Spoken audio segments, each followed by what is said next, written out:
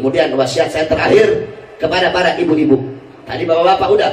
Ibu-ibu, kamu jangan harap punya anak soleh dan soleha kalau kamu tidak bisa menjadi ibu yang baik bagi putra-putri kalian. Seorang ibu adalah madrasatul ula, pendidik pertama, madrasah pertama, muallimah, muaddibah, mudarrisah, pendidik, pengajar pertama bagi seorang anak adalah ibunya.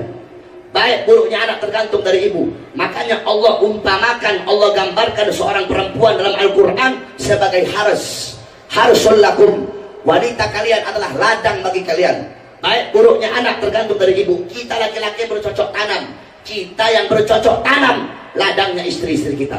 Kalau kita bercocok tanam di ladang yang baik, hasilnya pasti baik. Tapi kalau kita bercocok tanam di ladang yang rusak, ladang yang kering kerontang, maka hasilnya pun bakal rusak. Satu contoh, Syekh Yasin Al-Fadani, beliau Al-Hafidh, hafal ratusan ribu bahkan jutaan hadis beserta sanad-sanadnya. Diberi gelar Imam Suyuti fi zamani, Imam Suyuti pada zamannya.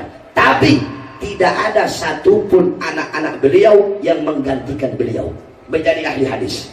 Semua anaknya jadi pengusaha, semua anaknya dagang. Kenapa? Karena istri beliau bukan seorang alimah, karena istri beliau pengusaha. Akhirnya apa? Semua anak-anaknya jadi pengusaha. Oleh karenanya, jadilah kalian pendidik yang baik bagi putra-putri kalian. Saudara-saudara, Wali Songo datang bawa Islam, Habaib datang bawa Islam ke Indonesia. Mereka berasal dari tanah tandus, yaitu Hadramut.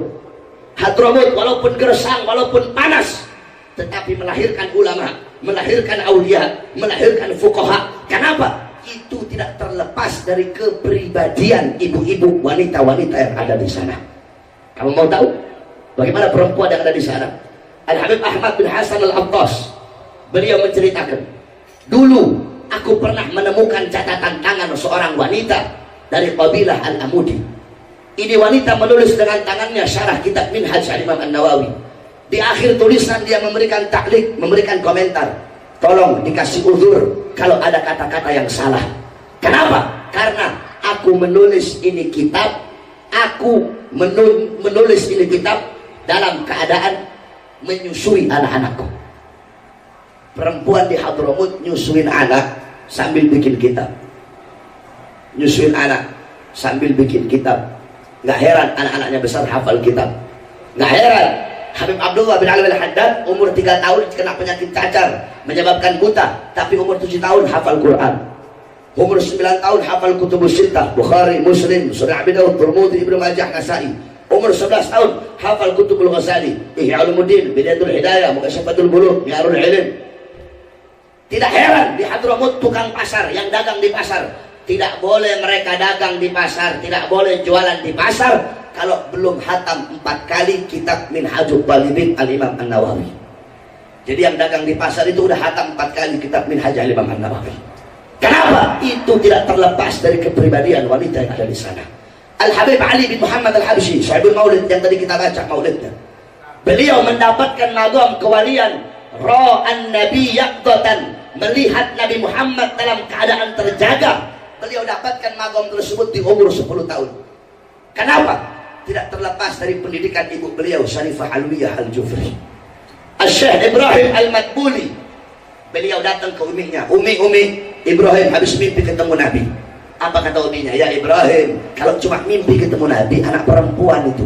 Kalau udah ketemu langsung dengan Nabi, itu baru anak laki-laki. Lihat seperti itu wanita-wanita di sana mendidik anak-anaknya. Baik buruknya anak tergantung kalian sebagai seorang istri, sebagai seorang ibu. Nah, baik buruknya kalian sebagai istri tergantung dari kalian sebagai seorang suami. Kamu sebagai suami jangan ngarep saya pengen punya istri seperti Sayyidatuna Khadijah, seperti Sayyidatuna Aisyah, seperti Sayyidatuna Asma binti Abi Bakar. Jangan harap kamu pengen punya istri seperti Sayyidatuna Khadijah, Sayyidatuna Aisyah kalau kamu tidak bisa menjadi sosok Nabi Muhammad. Jangan harap saya pengen punya istri seperti Sayyidatuna Fatimah kalau kamu tidak bisa menjadi sosok Sayyidina Ali bin Abi Thalib. Saya pengen punya istri seperti Sayyidatuna Asma binti Abi Bakar. Jangan harap kalau kamu tidak bisa menjadi sosok Zubair ibn Awwam. Pengen punya istri seperti Sayyidah Khadijah, kelakuan ente kayak Fir'aun. Pengen punya istri seperti Sayyidah Aisyah, seperti Sayyidah Fatimah, kelakuan ente kayak iblis, kayak setan. Bagaimana?